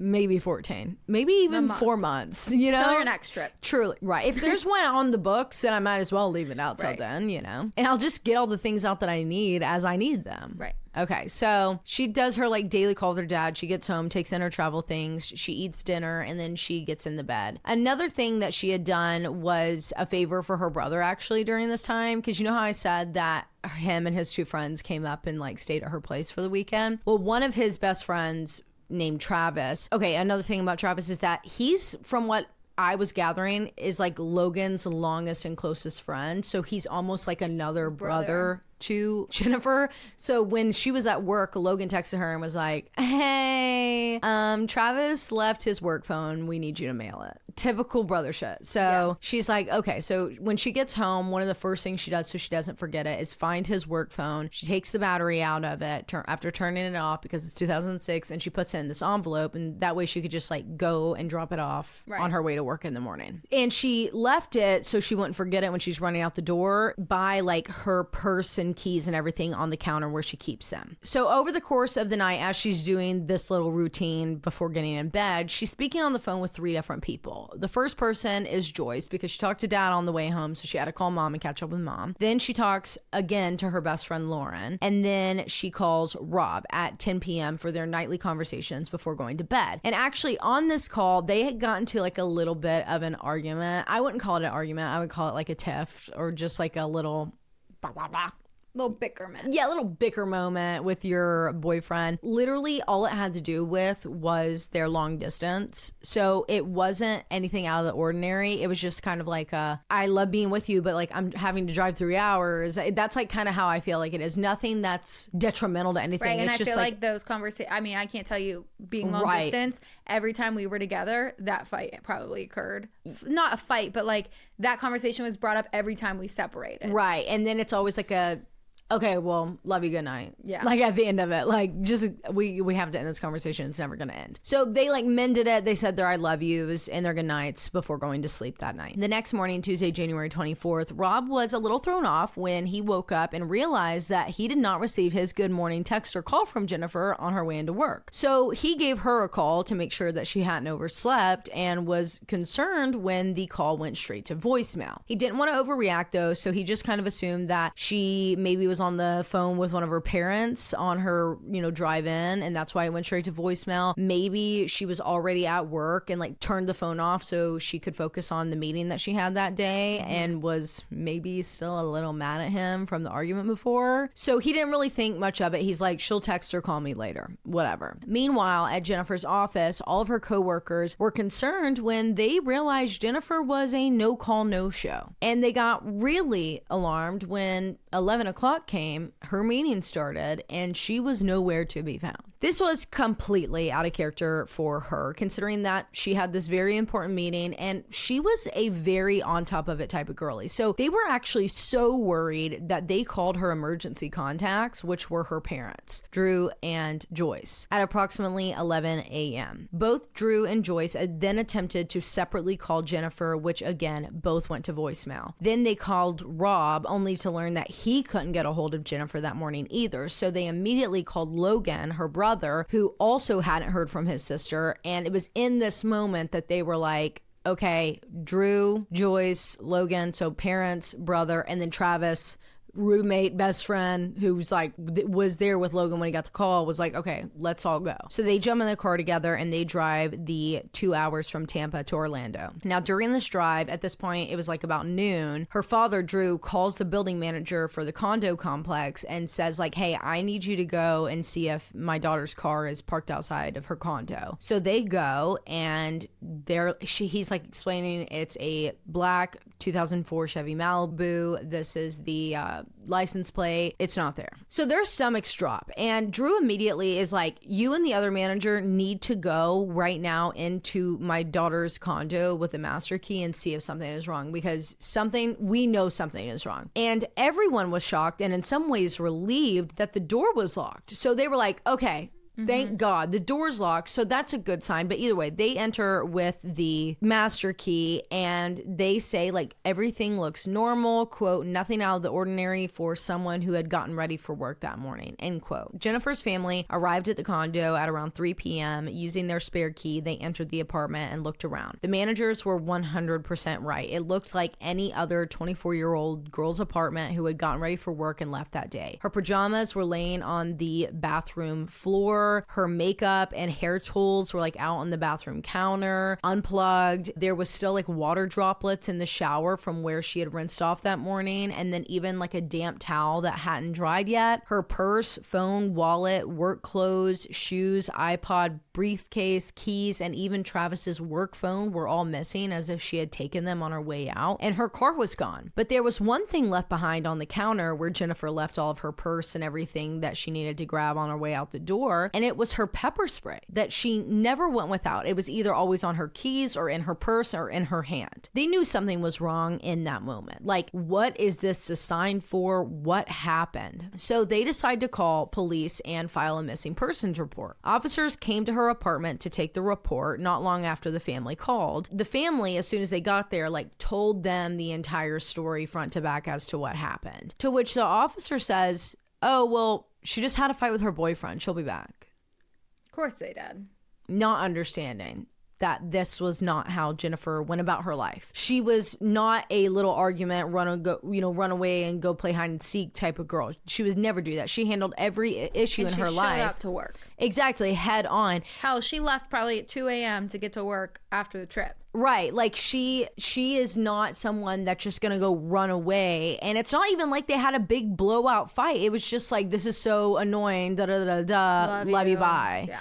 Not to mention the safety guards that Drew and Joyce had instilled in their children, but especially their daughter, Jennifer. So the backstory on this is that before their kids were born, Drew and Joyce were held at gunpoint after armed robbers had broken into their home in the middle of the night. That's terrifying. Right, when they were like a young newlywed couple, which is one of the main reasons that they immediately moved to Tampa after their children were born, because of safety. They just wanted to be able to feel more safe. And this traumatic experience had molded how Drew and Joyce raised their children. It's exactly why Jennifer checked in with her parents daily, why she would call and they would always answer when she was on a walk, or a maintenance man had to come into her condo to fix something, or any time that she felt unsafe. Drew was so strict about her safety that even though Jennifer bought her condo with her very own money, all on her own, he was very much involved in the process and made sure that it was a safe, gated area for his 24-year-old baby girl to be living in alone. But the police just didn't understand this about Jennifer. She would never do this. She would never turn her phone off, ditch work, and just leave. But these responding officers, they didn't care. They just left. And they were like, call us when you find something that's so concerning. And at this point, it's been 24 hours. No, it's still the same day. It's still the same day. So yeah. Jennifer's family could not stop until they found something, anything. So they began printing off missing flyers, calling every single person in Jennifer's life to try and figure out a timeline of the last time anyone spoke to or saw her. In addition to just hanging up flyers and posters all around, they were calling news channels. They were standing at busy intersections with signs, doing everything they could to track her down. And mind you, this was all just within the first day because they needed some answers, any answers by sundown that day, because they knew they were not going to sleep. Because in a moment of honesty with themselves, they kind of knew that Jennifer had been abducted. They knew something was really even wrong. Though they wanted to hope that maybe she did just need to like go blow off some steam, they knew that wasn't the case. Right. And no one's helping them. And another reason why they had this feeling that Jennifer had been attacked or abducted by someone was after seeing in person, her parents specifically, the state of the condos where Jennifer was living. So let me fill you in on the tea about this condo. Basically, it was a super, super nice brand new condo. And it was like a new and upcoming area. It was in like a city part, like across from the mall, a Millennia or something like that, like that big ass mall that's there that has all the good food on TikTok. That is like kind of the area that she was. So this area, they were pouring a lot, like the city of Orlando was pouring a lot of money into it, and they were developing this condo community, which is where Jennifer purchased her condo, but it wasn't done yet. Like, there were phases of the project that were going on. Okay. And there were some rather dicier complexes, like nearby, like less than a mile away. But for the most part, this was a really safe area. Now, the site used to actually be like some old apartment buildings that they had either torn down or built on top of to convert them into condos. And then, like I said, we're doing several phases of other condo buildings and renovating some of the others. And it was a very large project with several moving parts. So the gates had to be left open at all times during construction for easy access for the crews to get on site. An example of this is the fact that there were constantly workers in and out of Jennifer's apartment, her building, and around the outside, painting, replacing siding, renovating layouts, installing handles on the, stairwells, fixing electrical, fixing pipes, etc. And anytime workers were around or in Jennifer's condo, she would always stay on the phone with a friend or a family member, and she would stand at the front door with it wide open, so that if she was just so terrified that something would happen to her, she did everything right. But also, she became familiar with some of these workers, like specifically the maintenance men for the complex, but like also the workers that were working on her building, because they seemed to be like living there. Some were living in unfinished apartments, and then other people were like actual owners of condos. You know what I've never actually done is like visit the city of Orlando. Like, have I been to Orlando a million times? Yeah. I've never been to the mall. We should go. Like, I'm just looking, I'm like, that doesn't even, like, that's Orlando? Like, I've never actually been into this, like, ventured this city. It's like pretty fucking cool, too. Yeah, I've just never, it's always like, they Disney got cheap flights Universal. every now and again. Maybe me and you should pop over on one. Yeah. We're it's kind of always due like, for a Disney. I know we are due for Disney, but yeah, that's always what it is. Like, it's like full speed ahead. Yeah, we're going straight to Disney. You fly in Orlando, cool, great, get on that bus. Yeah, you go straight there. But no, we should go over there and we should eat at all the. I'm not on Orlando TikTok, so I don't know what you're referencing, but I bet it's fucking good. There's a lot of like great restaurants and like foods and shit around that mall. Yeah, there. We have to go. We need to go. God, I'm so starving now. I know, I'm hungry too. Oh God. Okay. So she becomes familiar with some of the workers, like specifically the complex workers, but also like the construction workers, because some of them were living in not completed apartments or condos, and then other people owned condos. So they were just around a lot. They literally lived nearby her. So she became familiar with some of them. But either way, though, half of these units in the complex community were either being built or renovated. So the majority of the entire property was unoccupied. And because of the ongoing construction, there were no operating security cameras or systems installed yet. So though Jennifer and her family had picked this condo for her to buy because of the safety and the area that it was in, right beside this big ass mall, it was more so because of how safe it would eventually be when it was done. And it was taking a little bit longer than expected. But until then, Jennifer knew that she was just going to have to be extra vigilant, which is exactly why she was carrying around that pepper spray with her, which is why it was a red flag when they saw that it had been left behind. This was eating at Jennifer's family and friends as the minutes flew by and the sun was getting closer and closer to setting. Finally, at 9 p.m., after repeatedly asking, begging for help from police, they officially and finally filed a missing persons report for the family, meaning the media could finally talk about it. So they blasted out the story, the flyers, everything about Jennifer's story. And it really did capture the public because of just how crazy it seemed to be. Like, she wasn't accounted for in any jails, hospitals, mental health institutions, nothing. Jennifer just vanished into thin air with no trace left behind. Police and Jennifer's family and friends anxiously waited for the tips to start kind of rolling in. They're like, all right, now it's out on the media. Someone has to have seen something, right? They finally did get a hit, but it took until Thursday, January 26, 2 days after Jennifer disappeared, at 8:10 a.m. when a call from a man named Larry came into the tip line. Larry lived in a nearby apartment complex named Huntington on the Green, just over a mile away from Jennifer's condo. He had been watching the news that morning while getting ready for work, and he saw Jennifer's story, including her missing car. Larry took a good look at it, and he walked over to the window to peek out, almost in disbelief, because since Tuesday, there had been a 2004 black Chevy Malibu parked and abandoned in front of his apartment. So Larry checks the license plate, and sure enough, this is Jennifer Kesse's missing car. Investigators go to the scene and confirm that yes, this is her car, and this was incredibly alarming for everyone because this complex is well known to police because of the amount of drug activity that goes down at this apartment complex. They photographed it and they towed it to the station for a forensic examination, while detectives on the scene go to the apartment offices and ask to pull the security camera footage from the complex. And they actually found something. So on Tuesday, January 24th at 11:59 a.m., investigators watched as Jennifer's car pulled into the apartment complex and parks in front of Larry's apartment. The car sits there for 32 seconds with not much movement inside, and then the door opens and a person gets out. They begin walking on the sidewalk towards the exit of the complex, but unfortunately, out of the 2 cameras that caught this person, they were either too grainy or there was something blocking the person's face, Morgan. Because you have to remember, it's 2006. There wasn't security cameras like we have now. These security cameras would take photos like every 15 seconds, you know? And then that would be the quote unquote video. And I'm going to have it on our YouTube for you guys to watch right now if you're watching, and on Instagram for y'all to see. But because of how grainy and unfortunate the timing on this video is, police couldn't say much about it. So I'm going to show it to you, Morgan. Oh, hell. How would you ever see that? Literally. Do you see the fence? Okay, I'm at the fence now. It's almost like perfect timing. Like it was too good to be true. But it looks like a man.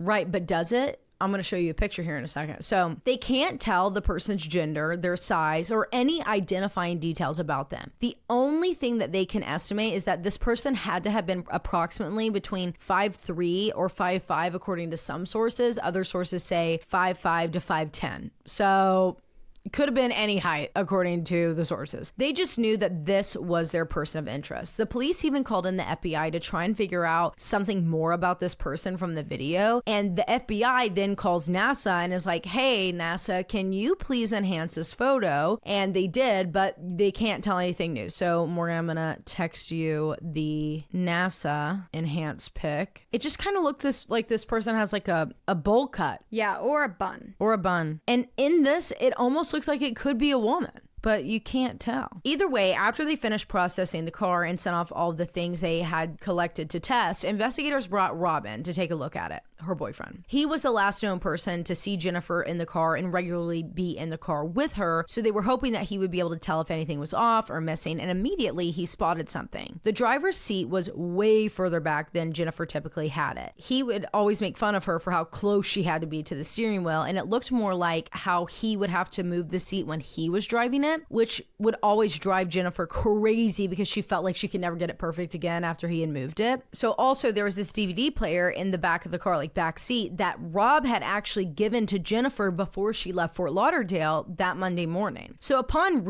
seeing this and talking to Rob and him like identifying this, you know, investigators are like, wait, so that's Jennifer's DVD player? Like it wasn't, you guys actually know what that is? Because they thought maybe the person had put it in the car. And then this made them realize like, oh my God, this was not a robbery. They did not want anything from Jennifer. If they wanted something valuable, they would have taken that brand new DVD player, which in 2006 was a big deal. Yeah. Now investigators are really concerned because clearly this was a targeted attack against Jennifer, and they were in a race against the clock to find her or find their next clue. So they brought in their canine units to try and track down Jennifer's scent. The dogs actually traced her scent all the way from that parking spot where her car was found at Larry's apartment back to her condo, going along the side of the road. And not, that's crazy. Yeah, and not only just like stopping at her front door. They began like signaling to their handlers that there was something in the bushes outside.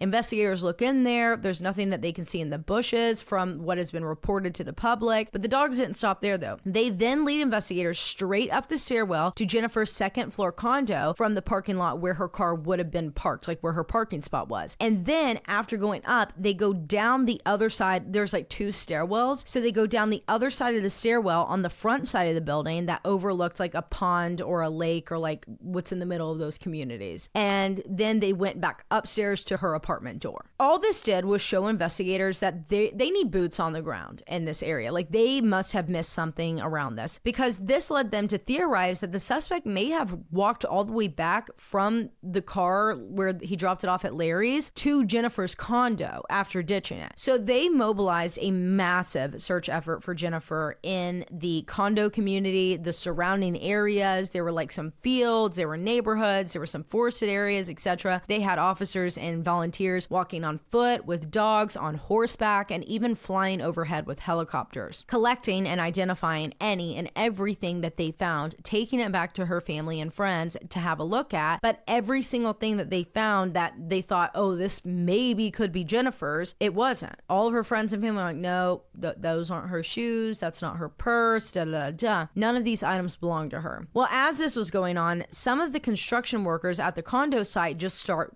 dipping after police started going door to door and interviewing all of her neighbors and anyone that was like at the complex. So all the construction workers, all of the, complex workers and all of that, to see if anyone had seen or heard anything on the morning that Jennifer went missing, which really made police wary about these workers, especially considering that it was going to be really hard to track a lot of them down because 90% of the workers on this site were undocumented. So many of the workers actually became like of interest to police, and they would do like longer form interviews with them. But in addition to them, there were a few men connected to Jennifer that investigators named as persons of interest, in addition to that like unidentified person that dropped off her car. And the first person was actually her ex-boyfriend, Matt. Apparently the two of them had dated for a long time, but broke up several years prior, either in or right after college. And Matt was crushed when she broke up with him because he really loved Jennifer and like wanted to marry her, but she just like wasn't happy. This wasn't going to be the person that she was going to marry. And for months after their breakup, he would like call and like beg her back for a second chance, but Jennifer just wouldn't. She was like, it's wasting both of our times. And she eventually has to tell him to like cool it with the shit because they were going to have to be in each other's lives for the rest of their lives, considering he was really close friends with Logan, her brother. Matt respected this, and they then from that like moment on were on good terms. Well, the reason that Matt became of interest is actually because he was that friend that lived in Orlando that stopped by Jennifer's apartment or condo to hang out with Logan and his two friends while they were in Tampa, because he lived in Orlando and wanted to see them while they were in town. These were all of his buddies. And after hearing this, police wanted to chat with him because this was his first time ever knowing where Jennifer lived since they were broken up, and the timing of it all just seemed very convenient, to say the least. So they started looking into him, and they learned that actually on the night of Monday the 23rd, so the day that Jennifer got back, went home, was talking to her friends,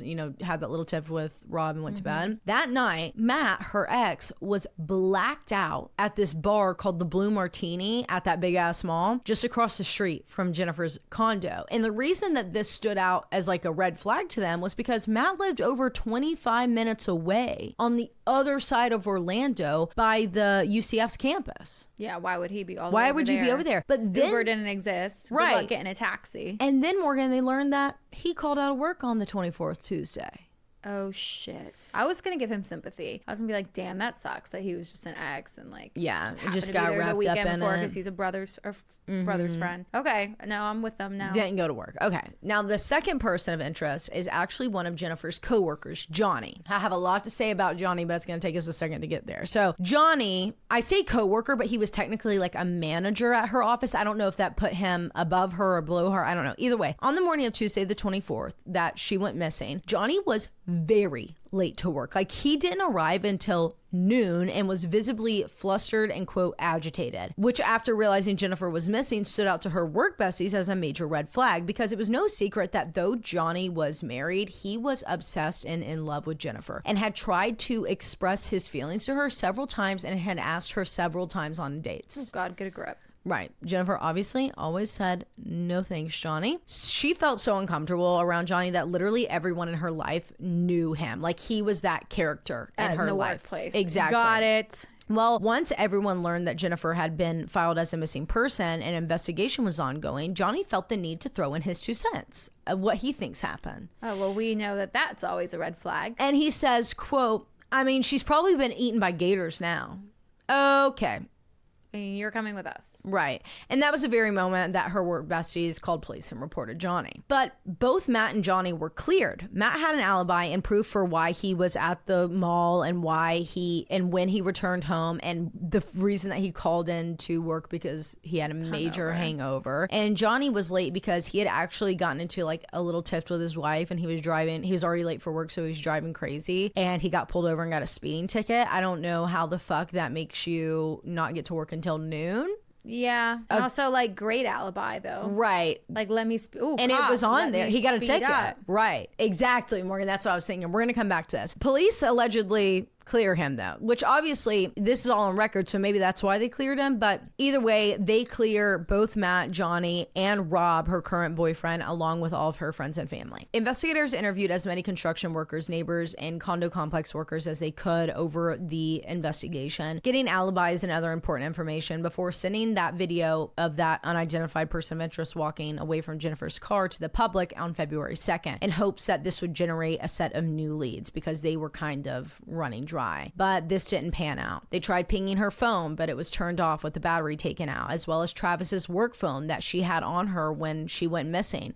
Nothing. They kept a close eye on her bank accounts, yet there were no transactions at all after Monday the 23rd. Meanwhile, police were still keeping certain things close to their chest, such as what was found in and on the car, information from one of Jennifer's friends, and something that Logan and Travis had experienced that was really odd, to say the least. So let's start with the tip from her friend, which has only recently been released to the public with very little detail. So I don't have all the answers if you have a lot of questions. So allegedly, when Jennifer and I believe her bestie Lauren were speaking on the phone Monday night when she was like cooking dinner and doing all the things, they were on the phone at approximately 7 p.m. And she was like going about her normal getting home from work routine. And then Jennifer gets like really quiet. She's like, someone just knocked at my door. So she's like, shh. So very quietly, she like tiptoes over to the peephole. She looks through it and she backs away and whispers to Lauren, it's my upstairs neighbor. Like, I'm just not going to answer. I don't know what she wants. So she stays really quiet until the neighbor walks away, and then they go on to their normal conversation. Police apparently interviewed this neighbor, but according to her father, Drew, they didn't spend much time questioning this neighbor at all and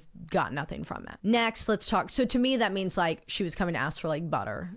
Right. Or something. Who knows? Or like, hey, can you turn your music down? Right. Can like, you be quiet? Hey, you're screaming right now. My baby's asleep. Like something like that. Next, let's talk about the encounter that Logan and Travis had. When they were sitting in the car calling out to like all of Jennifer's friends after checking out her apartment with her parents, which is actually where her parents still were. They were inside the apartment talking with police at this point in time. So that means it would have been around 3-ish on Tuesday when they got there and police came. Well, as they're sitting there calling from their personal phones, all of Jennifer's friends trying to track her down, they kind of look over and they realize that there's been this like white van, which we would call it a rape van, sitting just like a few spots away from them, which is actually right beside Jennifer's parking spot. And this van had been sitting there the entire time, like since they got there. He looks over at it and he realizes that there's 2 maintenance workers just like sitting there with the windows down, staring them down. The fuck? So naturally, Logan like either rolls down his window or walks over to them and he's like, hey, have you guys seen my sister? This is what she looks like. And they both act like he's not there.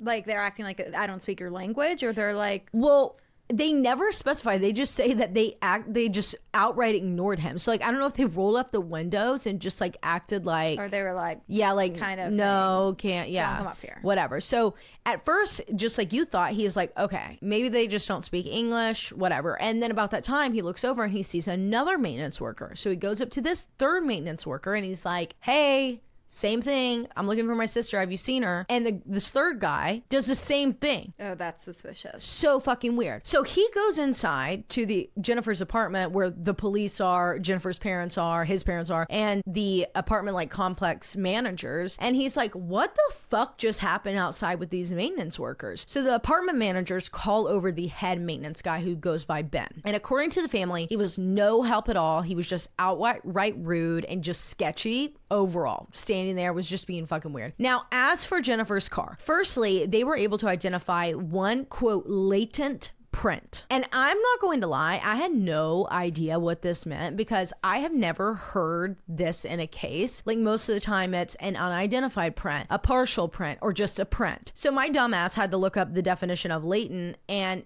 it says, quote, existing but not yet developed or manifest, hidden or concealed, or in reference to biology, the definition is lying dormant or hidden until circumstances are suitable for development. So to me, a latent fingerprint either means like a mostly full but technically partial print, or an unidentified print that isn't matching with anyone in the current systems that we have. See, I got it as like there's definitely a print there, but there's not nearly enough. We can't run with this technology, so we're going to consider it a latent print till later on. Right, because like that's why I'm like, but why would they call it that? Just call it a partial print. Right, yeah, I don't know. So I'm like, I don't get it. I've never heard that in a case before. It's normally different terms. I was like, okay, the fuck? Anyway, secondly, they found a small unidentified DNA fiber in the car, but determined that this car had been scrubbed clean at some point because of just how few and far between the evidence was in it. And lastly, they observed what appeared to be a dent or like a swipe across the hood of the car that looked as if someone had been pushed on top and drug off of it, or something similar. What?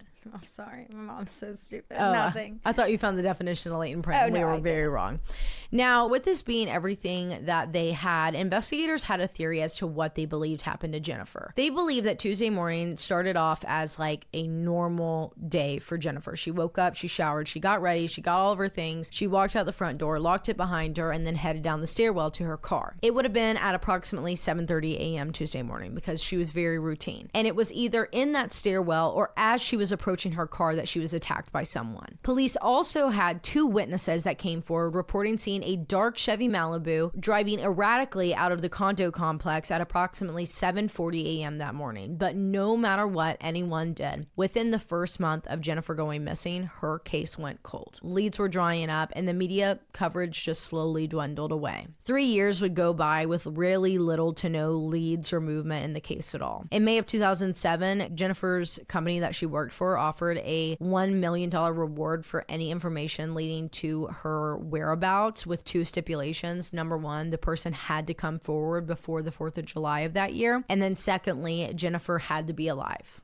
It was never claimed. Then Central Florida Crime Line posted a $5,000 reward for any information leading to her whereabouts or even remains, which were never claimed. And then in May of 2008, the case received national media attention when the Florida House of Representatives unanimously passed Senate Bill 502, or the Jennifer Kesse and Tiffany Sessions Missing Persons Act, to reform how missing persons cases are handled in Florida. And then in March of 2009, when someone they had spoken to or like known about in 2006 was arrested and convicted of statutory rape, they had their biggest development in the case yet. Now, this man, we're going to call him Ramos. We're going to get into code names here in a second, so everyone prepared to have code names, okay? So Ramos was one of the maintenance workers that had flat out ignored Logan sitting in the van that day when he was asking for help to find Jennifer. And investigators sat him down and questioned him formally for the very first time once he was in prison in 2008. He admitted that he had worked and lived at the condo complex when Jennifer lived there, and he was working that Monday and Tuesday when she went missing. He even explained that he had gone into her apartment on a few occasions to fix something with a head maintenance man, Ben, who was a prick to the family, once or twice before. But he said he never saw anything when she went missing. He never heard anyone talking about her before or after at work, like little conversations. And he was adamant that he had nothing to do with her disappearance, not knowing that before investigators sat down with him, they had actually shown that NASA enhanced photo of the person of interest to a close informant of theirs. And this informant was actually a housekeeper that worked at the condo complex Jennifer lived at. And when they showed her this photo of the person of interest, like even with the gate in front of the face, she immediately says, that looks like Ramos. Like unprompted. Oh, shit. They were like, do you recognize anyone from the apartment? And she's like, yeah, Ramos. That's Ramos. Right. They also interviewed several other women from the complex, and one woman claimed that she was approached by Ramos one night in the parking lot of her condo after getting off of work, and he made her feel, quote, very uncomfortable. And then a second woman who had moved into the condo complex just about like 2 weeks after Jennifer vanished said that she always felt really good about Ramos. He always made her feel safe. He was fun and friendly, and she never had any suspicions or bad vibes about him until 9 months after Jennifer vanished, when overnight Ramos just vanished into thin air. He had packed up everything, moved out of the complex, and quit his job without telling a soul. That's a huge red flag, my guy. Right. She didn't reach out to the police initially because she was like, am I fucking overthinking? Am I just scared? Am I paranoid? But eventually she does. And this is how they learn about this. they interview Ramos in this like formal investigation, and they ask him if there was any reason why anyone would think that he looked like that still photo of the person of interest. And he's like, no, I don't even look like you. Look at me and you tell me. No, I don't look like him. They obviously weren't getting anywhere with this. Like, he just was like, I need your gate, but they don't even have the gate because it's a 15-second. Right. So they're like, all right, whatever. So he consents to a polygraph so they can speed up the situation, and he passes with flying colors. So they release him. On June 10th, 2010, the FBI took over the case and was released to them by the Orlando Police Department at the request of the police chief, Val Demings. They completed several more searches, with the last large one being in February of 2014. In 2016, Jennifer Kesse was declared dead by the state of Florida, and in 2018, her family filed a suit against the Orlando Police Department to gain access to the entirety of her case file, which was settled in March of 2019 when the family was handed over the entire 16,000-page file. In December of 2022, Jennifer's case was handed over to the Florida Department of Law Enforcement's Cold Case Unit, and Jennifer still remains on the FBI's most wanted missing list. On January 25th, 2025, so just a few months ago, the Florida Department of Law Enforcement released a statement to the media that said, quote, as today marks the 19th anniversary of Jennifer Kesse's disappearance, FDLE continues to actively investigate her case. Since FDLE took the lead in investigating Jennifer's disappearance, we have conducted more than 50 interviews, reviewed tens of thousands of documents and pieces of evidence from the Orlando Police Department, and worked hundreds of hours not only re-examining the past investigations, but also developing new avenues that need to be explored to help bring answers to Jennifer's parents and loved ones. Agents also established a tip email address and traveled across the country, including Texas, Utah, and California. Every day, we keep Jennifer and her family in our thoughts and prayers. We also encourage the public to help. Just one piece of information may help. We urge anyone with information about Jennifer Kesse's disappearance to call our FDLE Orlando office at 407-245-0888 or email orccoldcase.tips@fdle.state.fl.us. Okay, they couldn't make it any fucking harder. Guys, just do Jennifer Kesse tips at fdle.com. Calm the fuck down with that. Yeah, that's ridiculous. That's insane. Okay, good to know that they're still investigating. But that email, I just deeped it for the first time. That's crazy. So hard for anyone to actually. No one's gonna get a damn tip through at all, because how the hell are we gonna? I'm gonna get that wrong. Dots and. Well, good God. So as for what most people believe happened to Jennifer, including her own family and friends, is actually theory number one, and that is that she had been trafficked. Mainly because around the same time that she went missing, there was a massive human sex trafficking ring that was unearthed and busted in Orlando, and many people wonder if maybe her case had something to do with it, and it ended up getting covered up within the entire ring bust. So they are trying to protect informants or whatever. Yeah, that's actually the first thing I thought of whenever you were talking about Orlando and this time period, and you were saying like the apartment complex was safe or was going to be safe. I was like, I've never heard of a place in Orlando that's safe. I think that's why my mom's like, skip the city, straight to Disney. Exactly. So it's like a trafficking hotspot. That's theory number one. And like her family is like, that's the most plausible thing that we can think, that she was targeted, she was taken. Damn. Yeah. I'm going to just a reminder, this is a conspiracy podcast. Yes. Okay. Okay. The second theory is more of a sleuth fueled theory that isn't talked about on like Dateline or 48 Hours or like. This is a Reddit. Yeah. This is very like my main source is Reddit on this, and like any comments on videos, chat rooms that I could find on the case. So take what I'm saying with a grain of salt, but consider it. Okay. Remember Johnny, the creep Gator dude Johnny. From the office? Gator Johnny. Yeah, he was like, she's probably been eaten by a gator by now. He was late to work. He was obsessed with her. Okay.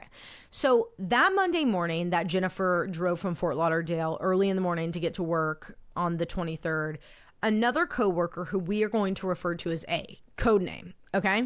This coworker, A, overheard an argument between Johnny and Jennifer in the office. And when A asked Johnny about what that was about after it was all done, Johnny told him that he was fucking tired of hearing about her vacation with Rob, her boyfriend. Johnny, you've got a problem, okay? No, you're fucking married. Then the Tuesday that Jennifer went missing after being late for work and getting that ticket and being very agitated, even though you're supposed to be at work at 8, like how the hell are you so late that it's noon by the time you're walking in? 4 hours to get a ticket? Okay. Mm-hmm.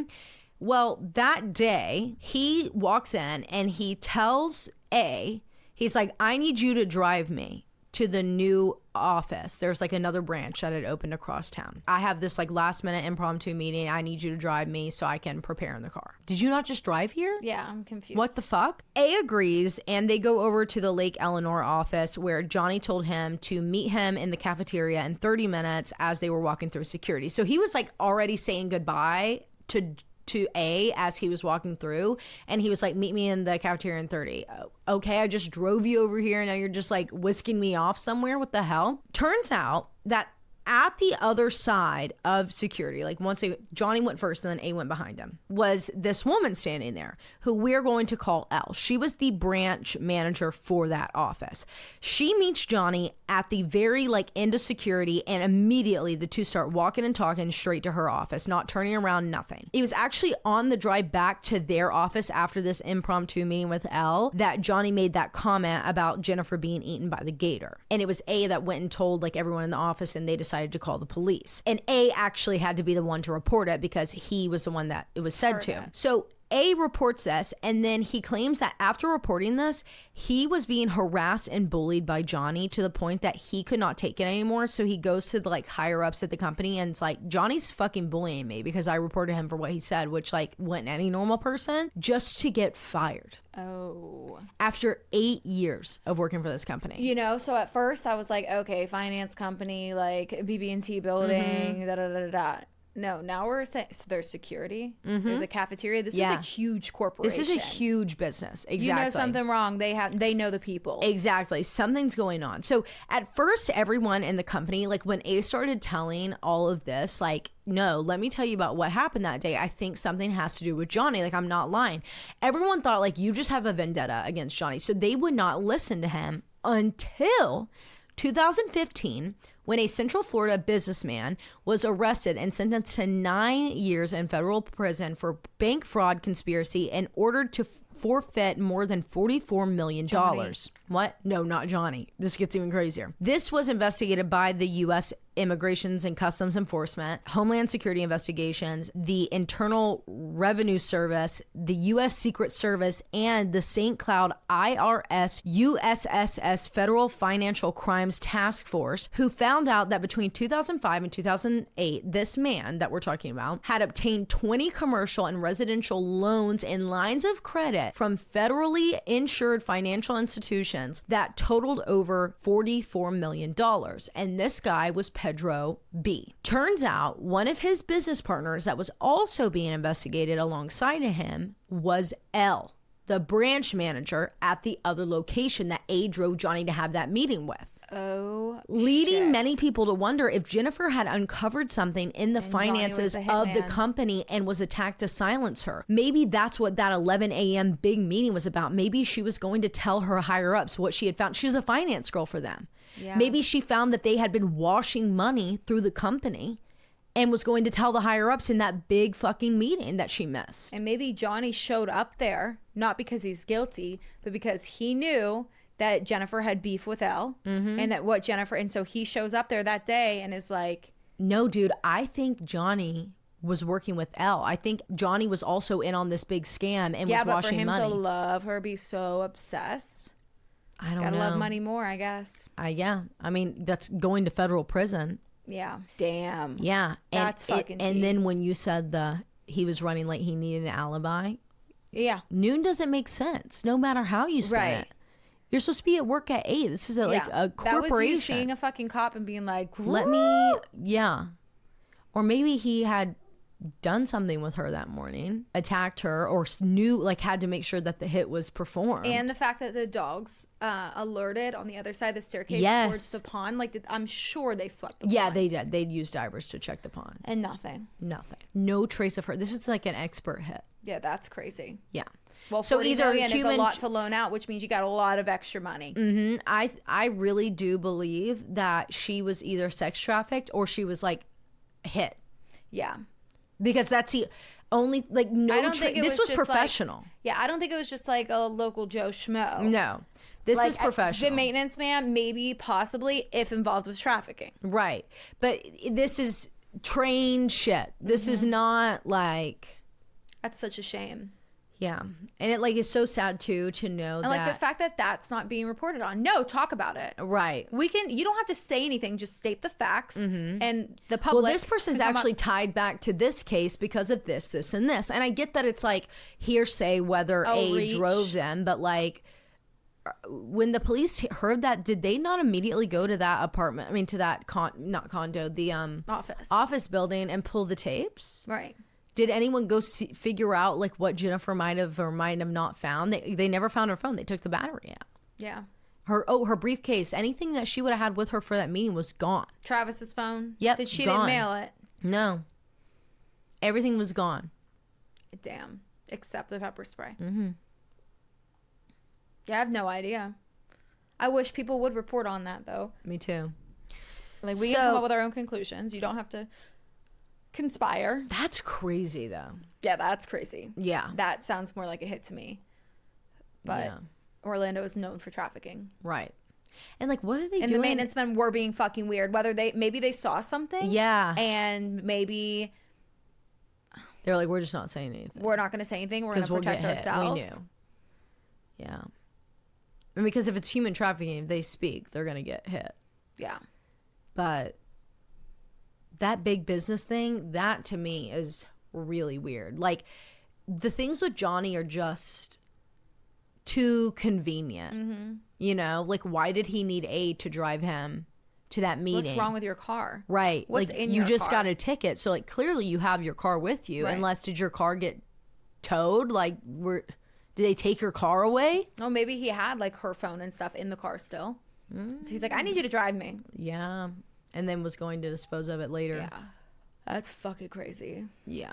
I can't. Well, thank you for that. You guys are welcome. Thank you for yours today. She's so stunning. I know, right? Beautiful. And it's like so sad because she was so vigilant and like careful about her everything safety. right. She did everything right. Yeah. It just sucks. I almost wonder if it like happened in her apartment. Like she opened the door and it happened right then. Could be. They're like, grab your shit, let's go. Right. And so she leaves the pepper spray behind on purpose. Right. Because it could have been a familiar face. Because like Johnny. why would she not leave? Why would she leave the pepper spray this one day? It just, and her parents took it as like a sign. Like they didn't even take it as like, oh, she left it behind. Oh no. Mm-hmm.